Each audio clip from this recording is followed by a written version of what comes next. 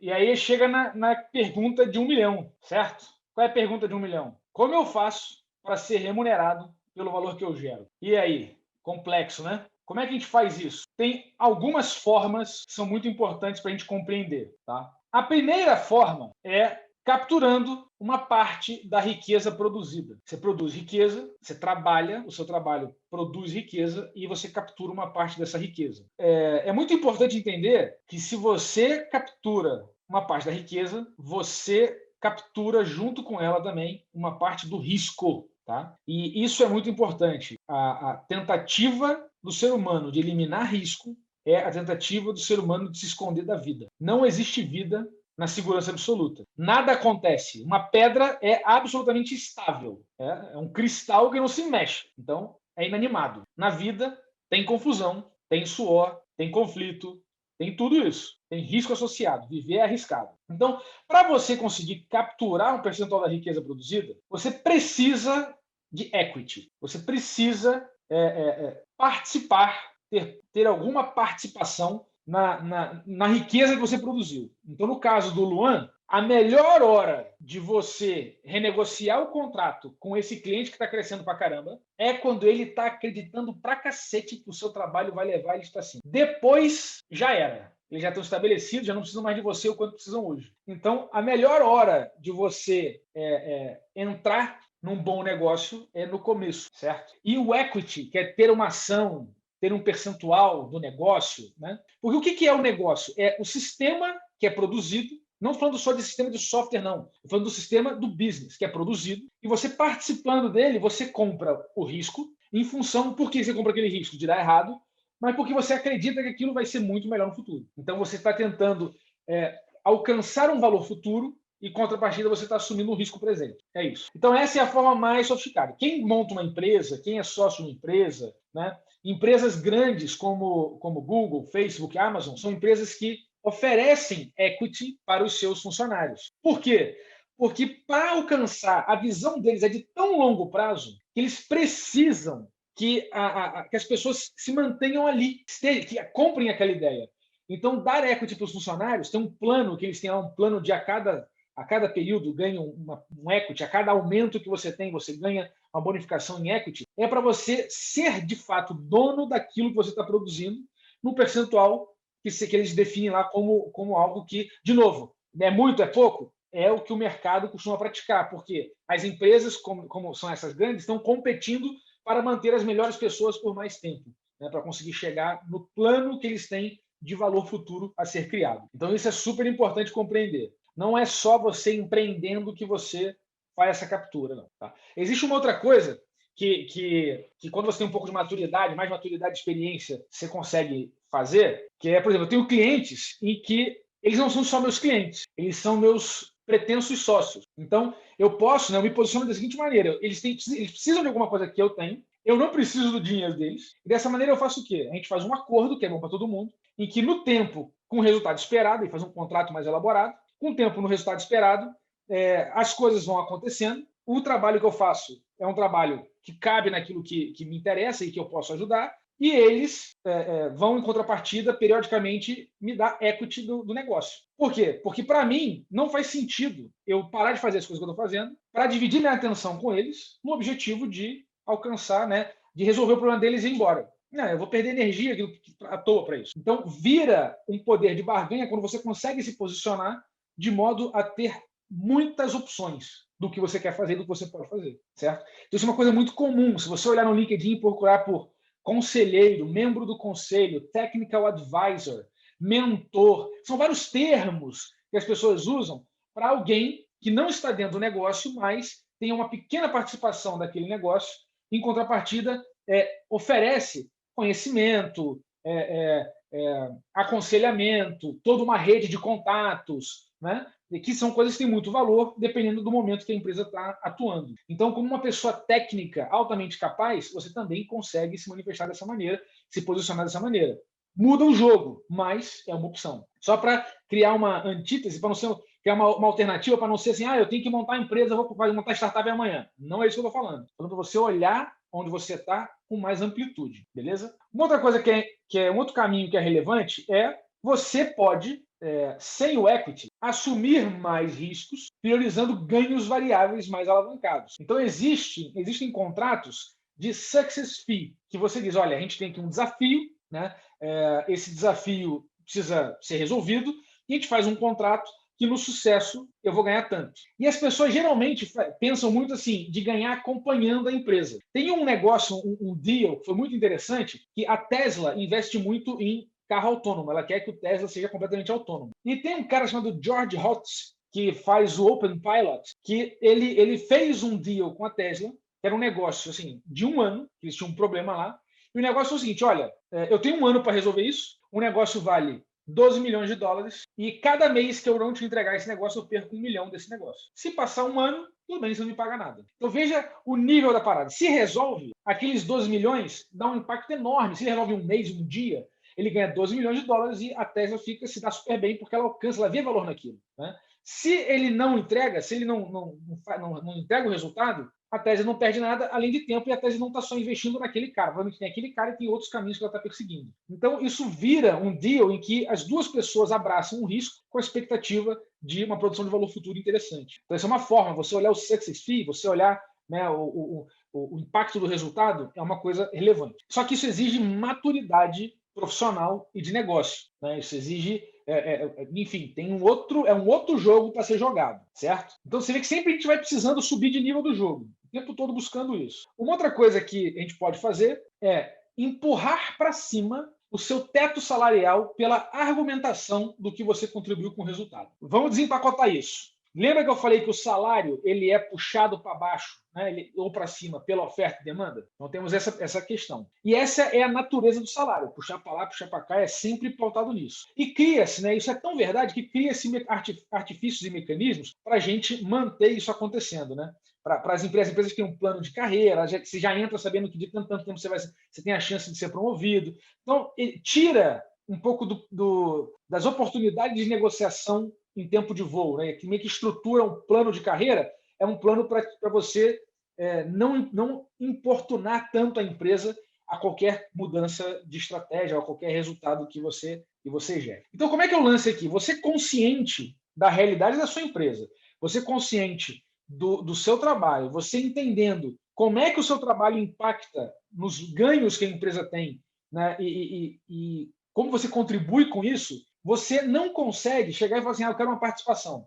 Às vezes acontece, às vezes quando a empresa é pequena, eu tenho um amigo que foi assim, ele era funcionário de uma empresa, só que ele se destacava como programador, os donos da empresa não tinham nenhum conhecimento técnico e chamaram ele para ser sócio numa parte bem menor do que os outros tinham. Né? E aí depois essa empresa foi vendida, e esse cara ganhou uma grana legal e tudo mais, mas como ele chegou depois, ele já pegou um negócio que já estava funcionando, já estava prosperando. Né? Não na velocidade que depois ele fez prosperar, mas tinha uma relação dessa. E ele não fez uma negociação complexa, fez uma negociação simples. Aí eu aceito esse percentual e vamos investir no negócio. Ele poderia ter uma negociação complexa, que beleza, eu vou entrar, eu aceito esse percentual, mas tem a promessa aqui de que em tanto tempo com esses milestones, com esses alcances, eu vou ganhar mais tanto percentual para chegar no que eu gostaria que fosse, ou para chegar a gente ter uma sociedade equitativa. Né? Então, depende, cada um tem uma estratégia, cada um tem um apetite de risco, porque, de novo, se ele tem mais percentual da empresa, se a empresa dá ruim, ele também perde proporcionalmente ao quanto ele tem da empresa, certo? Então, isso é uma coisa importante. O apetite de risco é uma coisa muito importante de a gente ter consciência. Mas aí, o que significa que essa questão do salário, a gente consegue argumentar com base, é uma retórica, né? É uma narrativa que a gente cria, mas que a gente embasa essa narrativa em números, certo? Para transformar essa retórica num bom argumento, difícil de ser dissuadido, e isso vai de encontro, né? Você vai negociar isso com a tua empresa, mostrando que, olha, está incompatível o valor que eu gero com o que eu ganho, a renda que eu tiro daqui desse negócio. Tá? E isso traz um pouco aqui, eu chamo da lógica do bom garçom, né? Que se você quer ganhar muito, né, você vai e gera muita riqueza para as pessoas. Né? Esse lance do 10% é um negócio interessante do garçom, porque o garçom já tem o salário dele. O garçom tem uma renda fixa lá, que é o salário dele. Né? Mas ele tem esse variável, que ele consegue ampliar a renda dele com base num bom serviço, num bom atendimento. Então, imagina, se ele quer uma ótima experiência para o restaurante, se ele criar, né, os clientes chegam no restaurante e querem ser atendidos por ele, isso tudo vai gerando uma diferenciação que torna, aos olhos do dono do restaurante, aquele garçom um pouco mais valioso do que os outros que ninguém não se destacam por qualquer motivo, né? Então, os outros que não botam ovo ou não cacarejam o ovo que foi botado, tá? Então, para mim, no meu entendimento de tudo que a gente está fazendo aqui do planejamento do passaporte, o programador sênior, o desenvolvedor sênior, precisa, no mínimo, chegar aqui. É o piso, é para começar o jogo, para você desenvolver essa capacidade de compreender a sua situação, compreender a sua realidade, compreender o mercado e se posicionar para não deixar dinheiro na mesa. Porque se você tem uma empresa em que você ganha pouco, mas está gostosinho e confortável e você tem medo de ir para o mercado, você está tirando essa grana potencial que você poderia estar ganhando a mais, está sendo tirado da sua família, certo? O dinheiro que você deixa de ganhar e poderia estar ganhando, está sendo tirado da sua família. Então, isso é uma coisa, é uma consciência importante. Às vezes, quem tem filho e tudo mais, acaba ficando mais sensibilizado com isso. Para mim, é uma coisa super importante e relevante, certo? E aí, o que a gente tem também são variações e combinações dessas estratégias, que não é segregado, depende, tudo é negociado. É um processo de negociação complexa para você conseguir estabelecer esses acordos, né, de modo que seja o quê? Que dê negócio, né? Que seja bom para você, bom para o outro, bom para o entorno, e isso acaba sendo o nosso grande objetivo, ganha, ganha, ganha. Beleza? Então, assim, tem essa questão, mas nem tudo são flores. E aí que são elas, tá? 99% dos programadores não estão preparados nem para entrar nesse campo de jogo, que dirá para jogar esse jogo. E esse é o drama. E por que isso acontece? E aí tem um monte de problema. Primeiro, o Vale das Sombras. Estagnação da carreira, preso no Vale das Sombras, vida de execução de demandas. Então, aquele processo, você está focando no código, não está entendendo o porquê o seu trabalho é importante, não está olhando para o lado, não está olhando para mais do que aquele ofício, aquela função que você executa, né, no seu ambiente de trabalho. Também, muita falta de conhecimento de negócio. Né? E aqui eu não estou falando de empreender de novo, não. Eu estou falando de business, entender como é que as coisas funcionam, entender os acordos, entender as contas, entender essas coisas, né, do negócio. Também tem falta, e assim, pô, mas Henrique, eu nunca montei um negócio, uma empresa, eu não sei, como é que eu consigo isso? Se aproxima das pessoas que cuidam do negócio da sua empresa. Ah, mas eu não tenho acesso. Vai ver a hora que a pessoa vai fumar um cigarro e vai conversar. Vai ver a hora que a pessoa vai tomar um café e vai. Vai ver a hora, tudo bem, estamos na pandemia, tá bom. Vai trocar ideia com a pessoa. Às vezes a pessoa tem um probleminha no Excel, aí você automatiza aquele troço, faz uma amizade e começa a aprender mais. Vai fazer amizade, vai andar junto com as pessoas que sabem o que você quer saber. Isso é importante. Também falta de capacidade de negociação. Programadores têm um péssimo hábito de tratar tudo como um problema a ser resolvido, ao invés de uma questão a ser negociada. Né?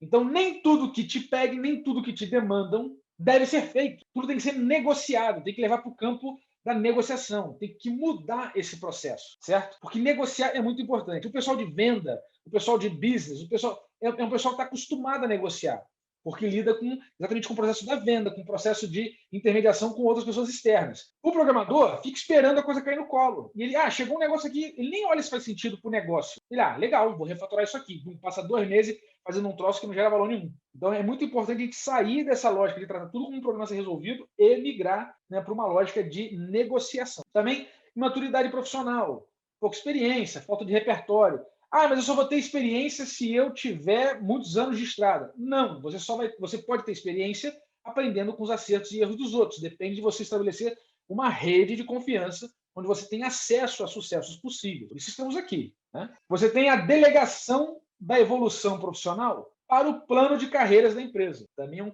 clássico problema. Então, assim, eu entrei na empresa, agora eu tenho que esperar os milestones da empresa. De jeito nenhum. Você existe no mercado como um todo. Você tem que olhar isso o tempo inteiro. Endividamento pessoal, um clássico, né?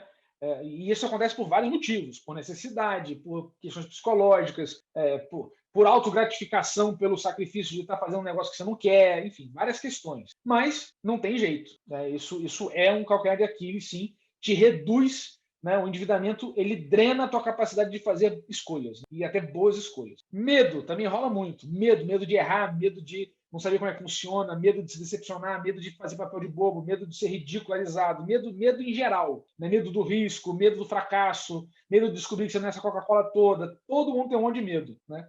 E o medo, ele é natural do ser humano, você não consegue se livrar dele, conviver com ele. Coragem é a capacidade de você fazer o que tem que ser feito, a despeito do medo que você sente. Então, coragem não é ausência de medo. Então, a gente tem que trabalhar isso em termos de autoconfiança, em termos de regulação, né? Interação com as pessoas que a gente confia, para verificar se aquele medo é medo do novo ou é medo do perigo, né? E aí, muitas vezes, o medo do escuro não é o medo do perigo. O medo do escuro num quarto bacaninha é a ausência de fóton, né? Agora, o medo do escuro numa floresta com cobra, não sei o quê, é medo do perigo. Você vai acender uma fogueira ali no chão. Então, essa é uma coisa muito importante. Você tem também a questão de falta de prioridade, né? Falta de prioridade. Por quê? Porque às vezes você tem uma oportunidade legal, você consegue, mas você não consegue sacrificar o presente por um futuro melhor. Então, rola essa troca de gadgets como quem troca de roupa. Isso é um clássico que eu já vi. Pô, tenho vários amigos que é assim, o cara tem tudo quanto é troço e não tem nada. Porra, tá girando o cartão de crédito pagando o mínimo do cartão de crédito. Isso é um problema crônico, né? E gastos, esse é um clássico, que é gastos com qualidade de vida por expectativa social, que é o eu mereço, que é eu me amo, eu me mando flores, é aquele negócio todo assim que você, né, você se sentir recompensado por fazer a sua obrigação de trabalhar e tocar a vida. Então, esse é um problema muito complexo. Achar que o mundo lhe deve alguma coisa, esse é outro. A juventude, então, tá batendo isso aqui na nota 10. Se fosse escola de samba, era 10 inteiro. Né? Porque o jovem tem essa característica. Eu tive essa característica. Né? Muitos de nós temos essa característica de achar equivocadamente que o mundo nos deve alguma coisa. E, na verdade, né, eu quero os meus direitos. Eu sempre brinco com... Né, eu tenho uma irmã mais nova, eu tenho primos mais novos, eu sempre falo assim, o seu direito é de se ferrar. É esse o seu direito. Se você não fizer o que tem que fazer para desenrolar a confusão, vai dar ruim. Coça aí, malandragem. Né? E também a questão da falta de responsabilidade sobre a sua própria vida, né? que é duro você assumir responsabilidade, você tem que aceitar suas inadequações, você tem que aceitar que você é só mais um fudido no mundo, e a partir disso é que você desenvolve uma força interna, uma força prática que te dá a capacidade de, né, que seria o ideal, né? É falta de força para dar conta de si e contribuir com o entorno, ou seja, você tem que ser responsável por você e se tudo der certo, né, ou se Deus quiser, você ainda vai conseguir ter mais força para dar conta de si e dar conta do entorno, dar conta da sua família, dar conta dos amigos, dar conta de contribuir com os desconhecidos. Né? Esse é o grande desafio da maturidade humana, é esse aí, tá? Contribuir com a rede de forma mais vasta possível, certo? Temos então aqui a coisa mais difícil, que é o ganho de consciência.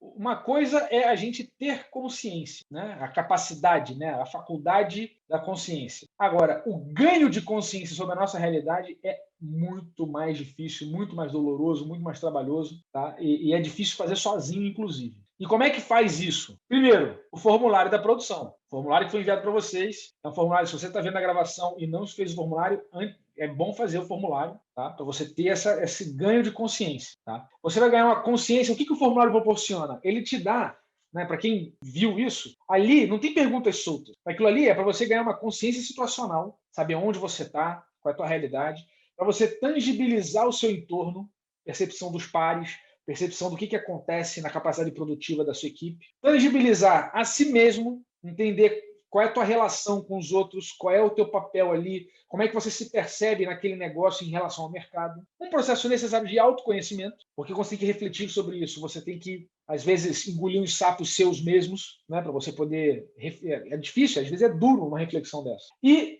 principalmente aqui também, identificação de ameaças e oportunidades. Né? Então, tem algumas... Né, a própria conjunto de respostas gera algumas ameaças e algumas oportunidades. No final, tudo isso aqui, todas essas questões que o formulário proporciona para vocês, é para gerar insumo para a conta de padeiro, que é para você fazer cálculos que te gerem uma estimativa e uma consciência situacional mais tangível e concreta. E essas contas é que a gente precisa fazer para poder entender aonde que dá para ir.